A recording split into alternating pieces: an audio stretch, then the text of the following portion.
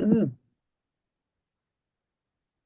So thrilled to be here. I'm Monica Kelly with my good friend, Pastor Tim Russell. Yay!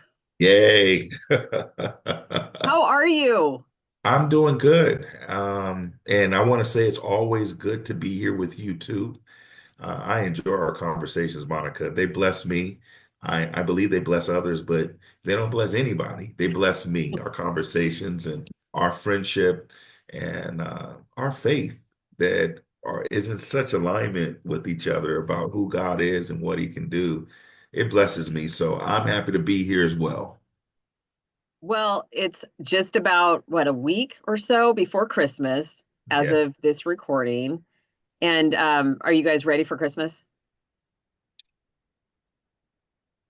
I say yes. I say yes. I mean, I think we've done a good job. For some reason, I've looked forward to it more this year than I have in years past. And I'll tell you why if you want to hear. You want to know why? Yeah. Because in years past, I found myself almost putting myself in a rut because mom ain't here, daddy ain't here, some family members are gone, Christmas ain't the same. I remember my mama used to do it this way. I remember my mama used to set the house up like this. So I literally would put myself in a rut by speaking that kind of negative thing, those kind of negative things around Christmas, around the holiday season. So it was almost like dragging myself, getting there, getting the strength to get up. This year I decided, you know what? I want to really thank God for a mom that did those things. I want to thank God for family members that I got to share good times with. And I'm looking forward to new memories, new times, new this and new that.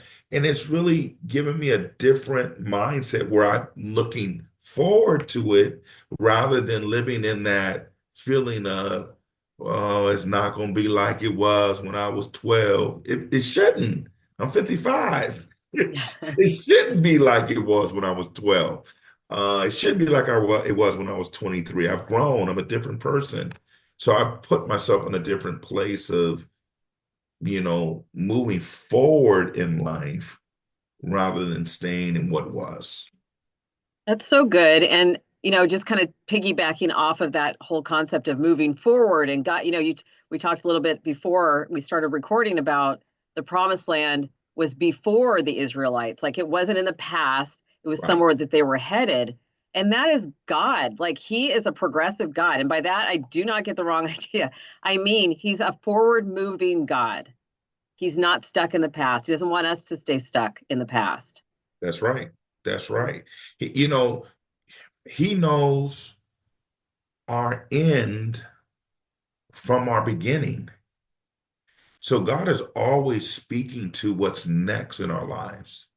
He's not, yes, he wants us to remember, but remember how he brought us through it. Why? Because he says, I'm the same God that did this for you. So if I did it once, why won't I do it again? Have faith and confidence in me. If you say I'm Jehovah Jireh, your provider, I didn't stop providing for you when I brought you out that one time. I'm going to continue to be the God who provides. If I am the God that heals, then I am the God that can heal you tomorrow, like I healed you yesterday. But a lot of times we get stuck in what was, and we'll speak on those things. I remember when God did, and I remember when, and those are great testimonies. We need them. But we need to change our language too and start saying, and I believe God's going to do this, and I believe God's going to do that. We need to speak more in future tense of what he's going to do because God is there too. He's not just where he was in our past. He says, I've given you victory in your future. You're not looking for victory. I want to tell everybody right now, you're not looking for victory. You already have it. It's in him and it's moving forward, pressing towards the mark of the high calling that's in Christ Jesus, that's ahead of us. And that's where your blessing is. It's in him. He's not in your past. He's in your future. He healed you from your past. You'll see him in your past, but where he's at now is in your future. There's so many things that are going through my mind when you're sharing that. I was thinking about Paul and talking about running the race. I was Yeah, thinking about the little old ladies in church that would say they'd been running for Jesus for, 50 years. And I remember when I was new to the faith, and I'm like, what do you mean running for Jesus? Like, are you in a 10K? Like, I don't get it. And, what I know is that he is on the move. And it's so okay. So we were talking a little bit about your career. Like, your calling. You were a pastor for a long time. yeah. And now is it an overseer? Is that your official title? Yeah, yeah. In some denominations, it would be called a bishop. In other denominations, like the one I'm in, it's called a supervisor. And associate supervisor, I am part of the supervisory team that oversees a bunch of churches. I personally oversee 105 churches, but I'm a part of a team that oversees almost 400.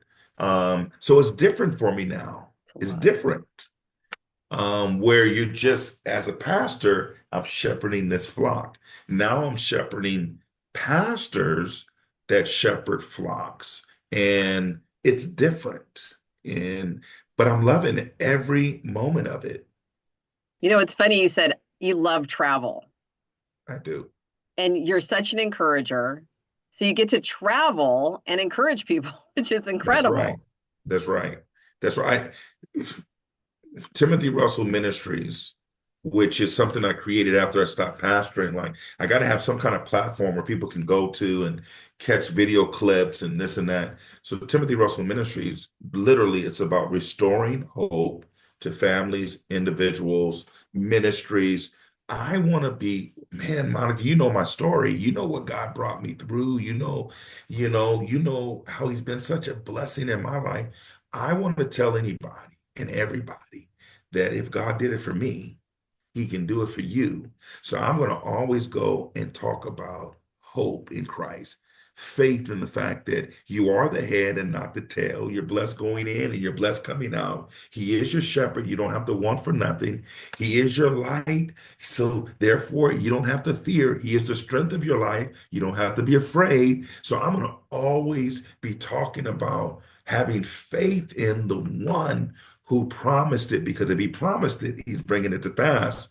So everywhere I go, I don't care what I'm teaching on, you're going to find that I'm going to bring it back to having faith in the one who can do it, having faith in the one who has spoken yes over your life. Because if we can live in that place, have dynamic faith in that place, we'll always be pressing forward and never resorting back.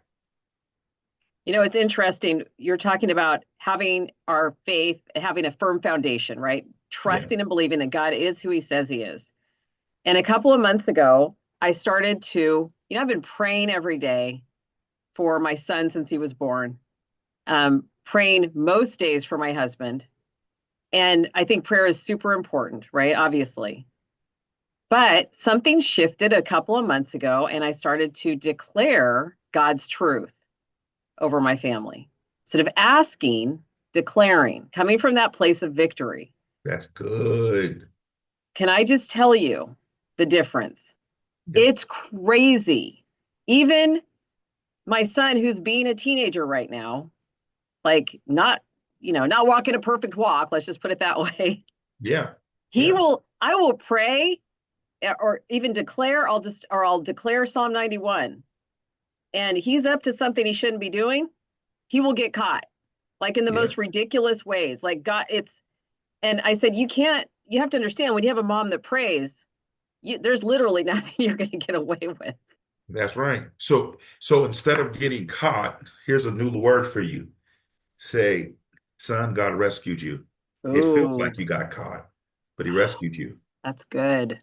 Because a lot of times we don't feel like, see, we live in a world where we're taught certain things on this horizontal plane, but God lives on a vertical plane. We are Oh, taught how to love horizontally. That's why it's hard for us to receive the love of God vertically, because horizontally it's, if you do this, I love you. Because you did this, I love you. But vertically it's this, I love you with an unconditional love. It's hard for us to accept that. All right. Vertically, it says, I'm rescuing you. Horizontally, it says you got caught. Ooh, No, that's good. I got caught here, but I got rescued here. Why? Because he knows my end from my beginning, and he knows the plans. Remember, the thoughts that he thinks about us are what? Good and never evil. So his wording will always be rescue and never caught. Because the thought he thinks about us is good. I rescued you from that relationship. I rescued you from that crime. I rescued you from that addiction. No, you didn't get caught. Well, if I didn't get caught, why'd I have to go to jail? Well, is there? I met you. I met you behind the bars. Why? Because I rescued you. I put you in a place where it was just you and me. Man, I feel that one there, Monica. I put you in a place sometimes he'll allow something just to have a conversation with us that if we continue down this road, it's going to get worse. What is he doing? Rescuing us. Some of us are was upset at the flat tire. God rescued you and you just don't know it. Some of us are upset that the rain came and ruined your plans. God rescued you and you didn't know it. Some of us are mad because someone robbed us and gave us what we didn't pay for. When I'm talking about drugs and stuff, we don't realize God rescued us. When we sing the song, He was there all the time. That's what He's talking about. I rescued you when you didn't even know you needed rescuing. Okay. I just feel like the mic has just dropped. I'm done. I'm done. Now, Monica, seriously, isn't that real love? Real love is, I knew you were going to go do it. And instead of me going, oh, she's going to go do that, he's going to go do that, I'm done with him. No, I rescued you. I rescued you by stepping in and messing up your plans. And you don't see it as rescue today, but you're going to see it later. And you're going to be, and that's when you hear me up there, Monica, and I'm preaching, and I go, if it had not been for Jesus, I don't know where I would be. That's what I'm talking about.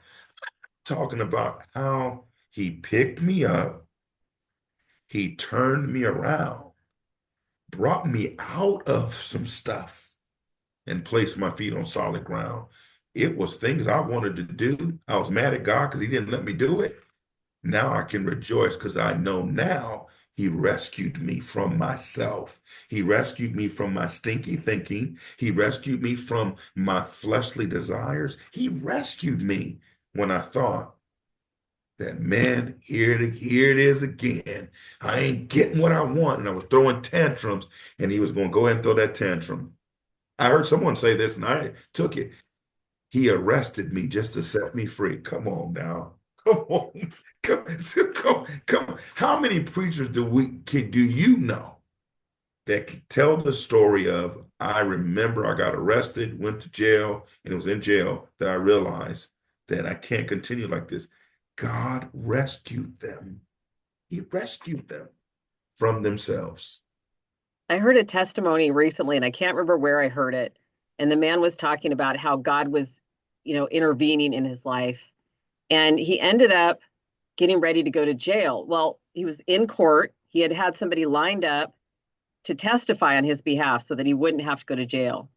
And God spoke to him and said, don't let that person testify. I need you to be in jail so that I can spend more time with you. I get to, like you said, rescue you. Rescue. That's a vertical language there. If we can all just get that vertical language and understanding from God, our lives are going to change because we're going to see things different. We're going to see things through the eyes of God and not horizontally through the eyes of man. Because if we look at it through the eyes of man, we're always going to be discouraged and feel defeated. But man, I have the victory because I see things through the eyes of God. You It's know, so, yeah, go just to ahead. just to a lot of people don't realize that the reason why he allowed them to be in captivity for 400 years in Egypt was because them going in and settling, because Israel was like a nomad. They were just all over the place. While they were all over the place, they could never become a nation. It was only in the captivity that they became a nation. See, Oh, that's good. some of you are looking at your restriction wrong. God's God's birthing a nation out of your restriction, because if you want to do all you want to do and you moving around, God can't do what he want to do.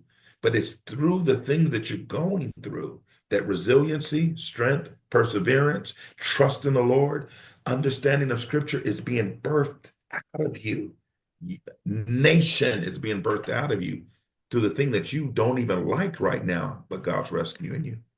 Okay, when you just said that about Egypt, I wanted to cry. Do you understand what a game changer that perspective is? When we look at it, most of us look at it as the Israelites were stuck, they were being abused, they were being forced to make bricks without straw.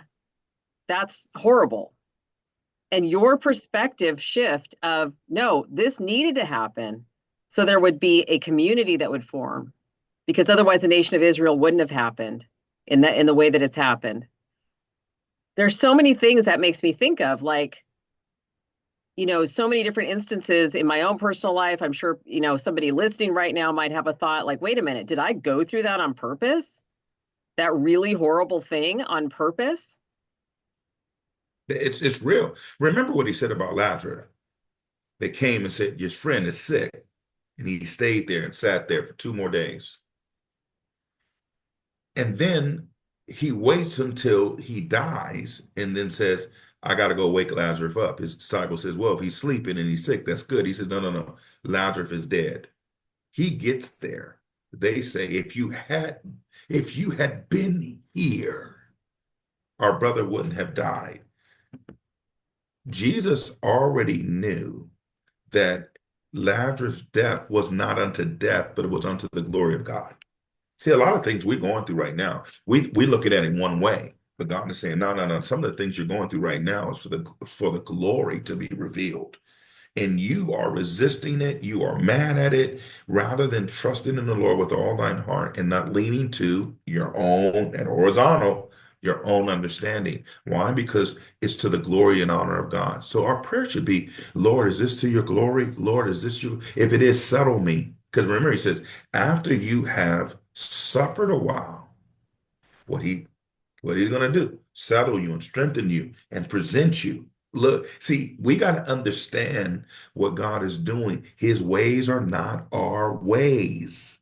His thoughts are not our thoughts. And so they're higher than ours. We can't even comprehend what he's doing. But our frustration allows us not to see God for who he is. God is sovereign. And there is nothing bigger than him. If he's allowing you to go through it, it's because he's going to bring you out of it. And when he brings you out of it, just like Lazarus, when he brought him out, what did he do? He destroyed religion. He destroyed religion right in front of everybody. Lazarus comes forth and he says, now take off the grave clothes, take off the mask, take off all that. Israel leaves Egypt richer than it was when it came to Egypt. So we're mad at what we're going through. And God is like, if you just trust me when you come out of this thing, you're gonna be richer than when you went in. Um, yeah, I'm sorry. I was sitting here like, I why didn't do I preach feel about like 4 sermons on you. Look, I know? Well, no, I'm so grateful because I'm sitting here going, I feel like I am recording my personal counseling session with Pastor Tim. And I'm blown away. Like, I just want to cry because when thinking about going back to my son and, caught versus rescued, that I think about, I just had this vision of a little lamb, and they're like spindly legs and they can't, when they're first born, can't walk real well and kind of, you know, yep. and mom has to be there, maybe even the shepherd to make sure that he doesn't run off and get confused or whatever. And that's how God sees us, especially when we're in the development stage, when we're growing up and the brain hasn't been fully developed yet. And as parents, sometimes we get so stressed out, like, oh, what next? What next? And I love that you said that because it totally shifts. Sorry, I'm going to get emotional. It shifts everything. Yeah. You know, Monica, when I was pastoring the local church, I would say this whenever I felt a strong rebuke or even a soft rebuke coming, they'll tell you my first words were this, let me love on you. I always started with, can I love on you? And I smiled because I knew the love, even though it was maybe not what they were going to want to hear or it was going to hurt a little bit, it was love. And any medicine and anything you put on a sore, it burns, but it's Yeah. doing its work. So I said, can I love on you for a moment? When he's rescuing us, it doesn't feel good when he's No, using it, people oh, to speak words to rescue us. What you're doing with your son because you're being a mother, it don't feel good. It don't feel good. However, you're loving on him. I asked my mom before she died, I said, Mom, why were you so hard on me? Man, was it because I looked like my dad? Were you mad at me because I was there when he left? She says, No, no, no. God showed me where you were going, and I knew I needed to prepare you. So all that time, she was loving on me while I thought she was hating on me. Come on now. Come on. yeah. And so we gotta realize that his love is different, but it's deep, it's wide, and it's high, which represents the cross. The cross was a was literally an act of love, but there was some suffering that took place in it. So just know that love will feel like suffering, but man, you're gonna come out richer than you did when you went in. It's funny. I keep thinking about maybe a couple of months ago, I went to the doctor for something, this weird rash on my eye. And the nurse practitioner said, there's something wrong with you. Your blood pressure is off the hook. It's really, really high. And I'm like, I had no idea. Like, what? And I told her I was really stressed out, just a bunch of stuff going on. She said, you need to go to the doctor. So over the last couple of months, I've been you know, staying in touch with the doctor, doing all these things to make sure that I get my blood pressure down. And one of the things that God spoke to me about was he said, you got to quit drinking coffee. And I have had drank coffee consistently for the last 30 years. Wow. And I mean, to the point where I loved, not coffee, but espresso. I have a special machine, the whole thing. And all these years, I would say to myself, not ever out loud, but I would say, I'll give up anything but not coffee. Like that was my God. It was my idol. You can take my house, just don't take my coffee.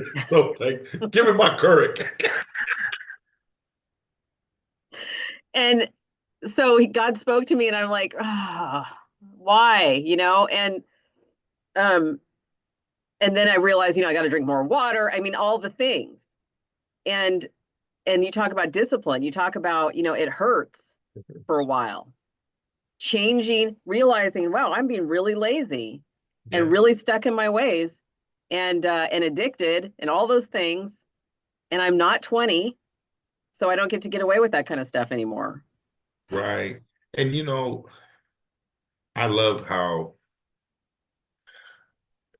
he does that, how he loves us and how he reveals just like that. He reveals things to us, and it's on us then not to be stubborn. It reminds me of the man that said, I pray God. We got to heaven. He was mad because God didn't rescue him. I pray God for you to rescue me. He said, I sent the boat.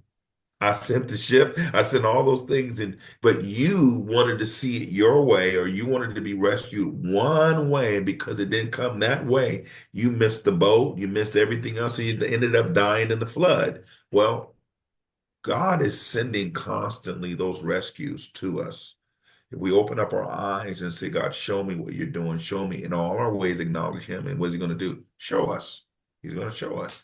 Um, and if we live it that way, because you became obedient to the fact that you got to stop drinking some coffee and drink more water, you're not going to die in the flood. You literally receive the revelation that was given to you. A lot of people would say, "Now I'm gonna wait till I hear that from God. I gotta hear God. I gotta hear Him open up the heavens and say, put the U band down, put Folgers away." Rather than saying, I sent the boat, I sent the ship, I sent all these people to support and help you, but because you didn't hear it the way you had already determined in your mind you were going to hear it, you died in the flood. God doesn't want you to die in the flood. I want to tell everybody right now, let's listen. God doesn't want you to die in the flood. He doesn't want you to die in your marriage. He doesn't want you to die in your relationship with your son, your daughter. He doesn't want you to die in your relationship with your coworkers. He doesn't want none of that. What he wants to do is give you revelation. Revelation will bring rescue. And rescue may not look nothing like you wanted it to look. God restored me and my dad's relationship. Let me tell somebody how he did it. He told me to call him and forgive him.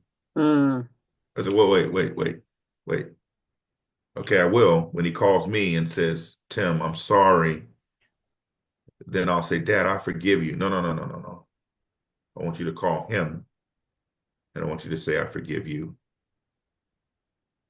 And I tell you, Monica, he never, after I said, Dad, I forgive you. Now, in his mind and how he processed it, he may have said, really glad he said that to me, but he never verbalized it. Tim, I'm glad you said that to me. He never said, Tim, thank you for saying that. I'm so sorry. None of that. None of that ever came out of his mouth because it wasn't based on me getting a reaction. It was based on me having confidence and faith in what God told me to do. Because I wow. said that, something came out off of me. He rescued me through my obedience. And so because he rescued me through my obedience, me and my dad had relationship up until his death. If I wouldn't have did that, I would have died in the flood of Mm, discontent with my dad. But wow. because I was obedient and I said forgive, and I honestly, Mike, I walked in that thing without even thinking he was going to say anything. I didn't care. I'm just doing what God told me to do. And I did it. He never said thank you for saying it. He never said I'm sorry. Never. It was just like from that point on, Just rolled. we just rolled.